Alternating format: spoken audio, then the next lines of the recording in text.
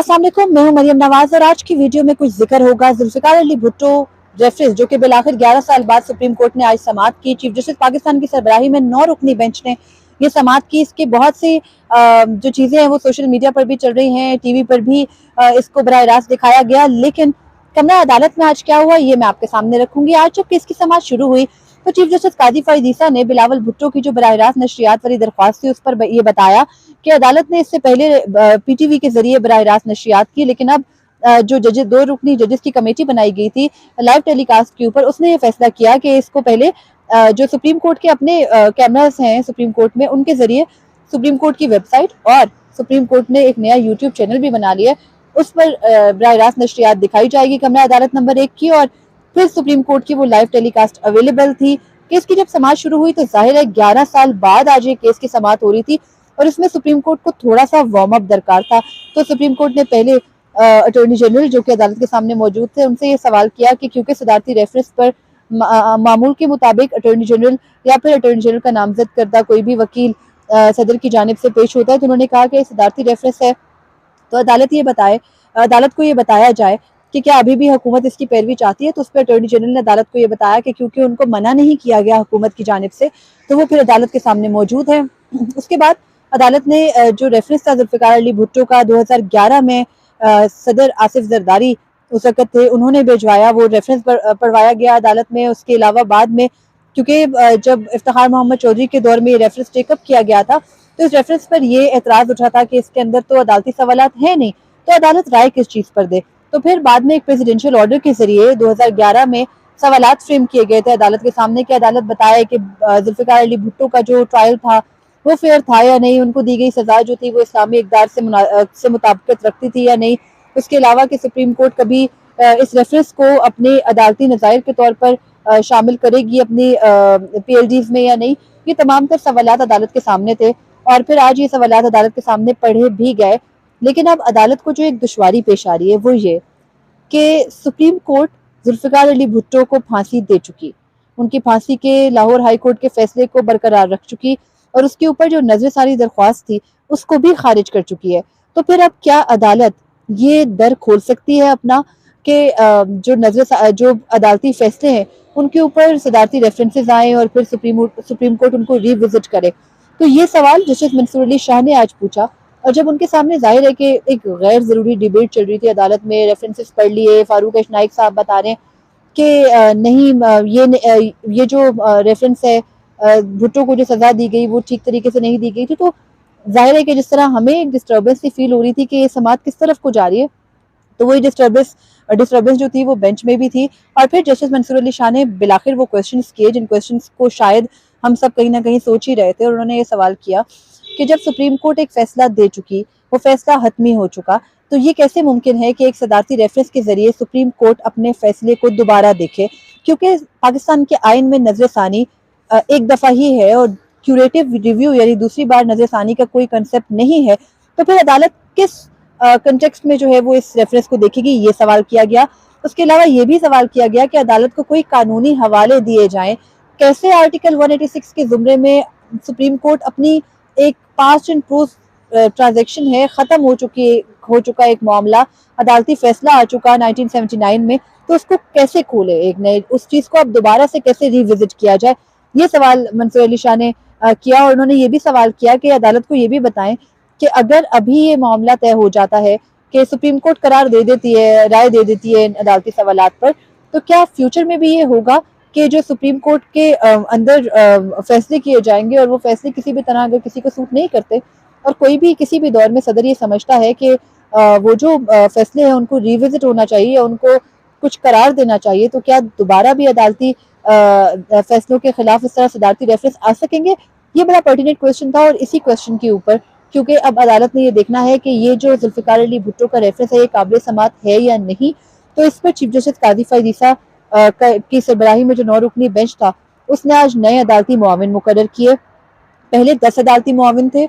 उन 10 अदालती मुआविनीन में से आधे मुआविनीन का तो इंतकाल हो चुका, तो और आज बैरिस्टर एतजाज एहसन जो कि पाकिस्तान पीपल्स पार्टी के अभी रुकन हैं, उन्होंने अदालत की मुआवनत से इनकार कर दिया। और ये बड़ा सरप्राइजिंग था अदालत के लिए भी कि वो نہیں آنا چاہتے. چیف جسٹس قاضی فائز عیسیٰ نے ریپیٹڈلی ان کے معاون وکیل سے پوچھا کہ بتائیں اعتزاز احسن آنا چاہتے ہیں ہاں یا نہ, جس پر ان کے وکیل نے بتایا کہ وہ عدالت کی معاونت نہیں کرنا چاہتے اور انہوں نے عدالت کی معاونت سے معذرت کر لی, جس کے بعد 2 معاونین ہی عدالت میں بچے, ایک احمد علی کرد اور دوسرے مختوم علی خان جو کہ سینئر لائر ہیں. اور اس کے علاوہ پھر عدالت کو یہ ضرورت پیش آئی کہ کیونکہ عدالت کے سامنے یہ آئینی سوال ہے کہ کس طریقے سے اس صدارتی ریفرنس کو جو کہ اب سپریم کورٹ میں 11 سال سے پینڈنگ ہے اس کو ون وے اور دا ادر ڈیسائیڈ تو کرنا ہے. تو عدالت نے یہ اس پوائنٹ کے اوپر جو ہے وہ اپنے عدالتی معاون مقرر کیا, اور ان عدالتی معاون کی فہرست بڑی دلچسپ ہے کیونکہ ابھی حال ہی میں جوڈیشل کمیشن آف پاکستان میں جسٹس ریٹائر منظور ملک کو رکن بنایا گیا ہے, اور اس سے متعلق مختلف آرا مختلف چیزوں کی بازگشت سوشل میڈیا پر ہو رہی تھی, اور آج عدالت نے ان کو ذوالفقار علی بھٹو ریفرنس میں فوجداری کا ماہر جج ہونے پر معاون بھی مقرر کر دیا ہے, اور یہ کہا ہے کہ ان کی جو معاونت ہے وہ ان کی مرضی سے مشروط ہوگی. اور یہ تھوڑا سا ڈیفیکلٹ تھا کیونکہ اس سے پہلے عدالت صرف حکم دیا کرتی ہے, لیکن یہ ایک نیا کنسینشل قسم کا دور آ گیا ہے کہ جس میں پوچھا جا رہا ہے کہ اگر آپ چاہتے ہیں تو آ جائیے اور اگر آپ نہیں چاہتے تو انکار کر دیجیے. اس کے علاوہ خواجہ حارث جو کہ سینئر وکیل ہیں ان کو بھی عدالتی معاون مقرر کیا گیا ہے, بیرسٹر سلمان صفدر کو بھی عدالتی معاون مقرر کیا گیا ہے. آئینی معاملات کے اوپر رضا ربانی جو کہ پاکستان پیپلز پارٹی کے سینیٹر ہیں ان کو عدالتی معاون مقرر کیا گیا ہے. بیرسٹر صلاح الدین فیصل صدیقی اور یاسر قریشی ایک لائر ہیں, ان کو عدالتی معاون مقرر کیا گیا ہے, اور زاہد ابراہیم جو کہ فخر الدین جی ابراہیم کے بیٹے ہیں ان کو بھی عدالتی معاون مقرر کیا گیا ہے. اور عدالت نے تمام عدالتی معاونین سے ان آئینی اور جو فوجداری سوالات اس کیس کے اندر کہ بھٹو کا ریفرنس ٹھیک طریقے سے بھٹو کو جو ٹرائل جو ان کا کیا گیا وہ صحیح تھا یا نہیں, ان کے جو بنیادی حقوق ہیں ان کو مد نظر رکھا گیا یا نہیں, ان تمام معاملات کے اوپر معاونت طلب کی ہے, اور یہ کہا ہے کہ جنوری کے دوسرے ہفتے میں اس کیس کو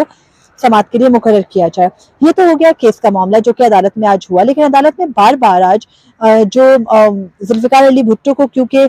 نواب احمد قصوری کے جو ہے وہ قتل کے الزام میں پھانسی سنائی گئی تھی, تو ان کے جو بیٹے ہیں جنہوں نے بھٹو کے خلاف مقدمہ بھی درج کروایا تھا احمد رضا قصوری, وہ عدالت میں موجود تھے اور وہ بار بار انٹروین کر رہے تھے مختلف چیزوں کے اوپر, عدالت کو بتانا چاہ رہے تھے کہ 2012 میں جب یہ ریفرنس ٹیک اپ ہوا تو بابر اعوان کے پاس تو کوئی بات ہی نہیں تھی کرنے کو, اور وہ عدالت کے سامنے مشتعل ہوئے تو پھر ان کا لائسنس جو ہے وہ معطل ہو گیا تھا. پھر انہوں نے عدالت کو یہ بھی بتانے کی کوشش کی کہ اتنے سالوں سے جب یہ ریفرنس نہیں لگا تو اب بھی الیکشنز کے بعد اس ریفرنس کو مقرر کریں, کیونکہ اگر اس ریفرنس کا فیصلہ آتا ہے تو پاکستان پیپلز پارٹی کو اس ریفرنس کو اپنی الیکشن کیمپین میں استعمال کر سکتی ہے. لیکن عدالت نے ان کے جو کنٹینشنز تھی ان کو زیادہ خاطر میں نہیں لایا, جو کہ یہ کہا چیف جسٹس نے شروع میں کہ ہر جو قانونی وارث ہے اس کو حق ہے کہ وہ اس کیس میں آ کے پلیڈ کرے, لیکن پھر جب احمد رضا قصوری صاحب نے بات کرنے کی کوشش کی تو چیف جسٹس نے ان کو متعدد بار بات کرنے سے روکا. لیکن اب دیکھنا یہ ہے کہ عدالت کے سامنے دشواری کیا ہے. دشواری یہ ہے کہ عدالت اتنے سالوں بعد یعنی 44 سال کے بعد بیسیکلی یہ سزائے موت کا فیصلہ اب دیکھے گی کہ یہ کیوں دیا گیا, کیسے دیا گیا, کیا اس کے میرٹس میں جا پائے گی عدالت, کیا یہ قابل سماعت ہوگا. اب مسئلہ یہ ہے کہ عدالت نے جو معاونین مقرر کیے ہیں, اگر موسٹلی معاونین یہ آ کے کہتے ہیں کہ ہاں یہ جو ریفرنس ہے یہ قابل سماعت ہے, تو پھر قابل سماعت ہونے کے بعد کیس کے میرٹس میں جانا, ریفرنس کے اوپر عدالت کو یہ کنونس کرنا کہ وہ ان سوالات کے اوپر جوابات دے جو کہ فریم کیے گئے ان کے سامنے, عدالت کے لیے تھوڑا ٹرکی ہو جائے گا اپنے ہی فیصلے میں مداخلت کرنا. اور ظاہر ہے جسٹس منصور علی شاہ کا پوائنٹ بالکل ویلڈ ہے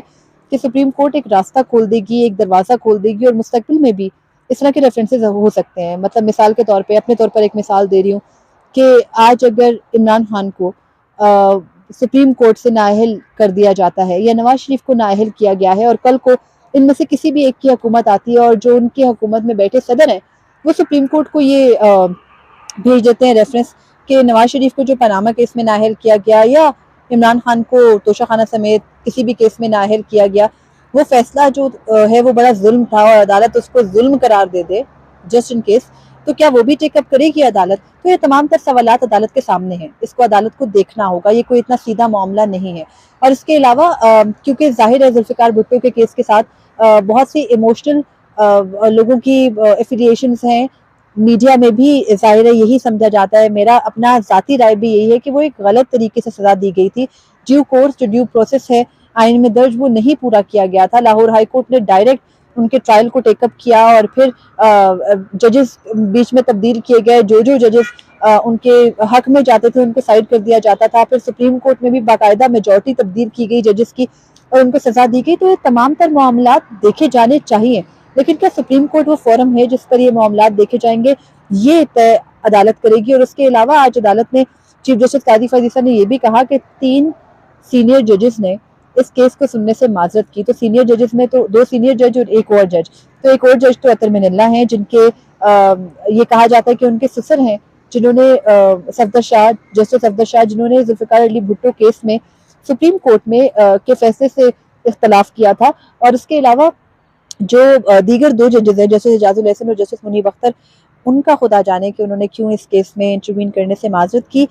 ये तमाम तर मामलात आज के दिन में हुए। अदालती कार्रवाई से जो है वो सुप्रीम कोर्ट की आपको मैंने आगाह किया, अपनी राय भी सामने रखी। सुप्रीम कोर्ट के लिए ट्रिकी होगा, सुप्रीम कोर्ट के लिए मुश्किल होगा जुल्फ़िकार अली भुट्टो के रेफरेंस को उस तरीके से डिसाइड करना जिस तरीके से शायद बहुत से जो उनके हामी लोग हैं वो तसव्वुर कर रहे हैं। तो अब ये देखना होगा कि सुप्रीम कोर्ट किस तरह से चलती है। ये भी मुमकिन है कि सुप्रीम कोर्ट नाकाबिले समात करार दे के अपनी गलती तस्लीम करते हुए इस मामले को निपटा दे। तो ये अब डिपेंड करता है कि जनवरी के दूसरे हफ्ते से ये मामला आगे कैसे चलेगा।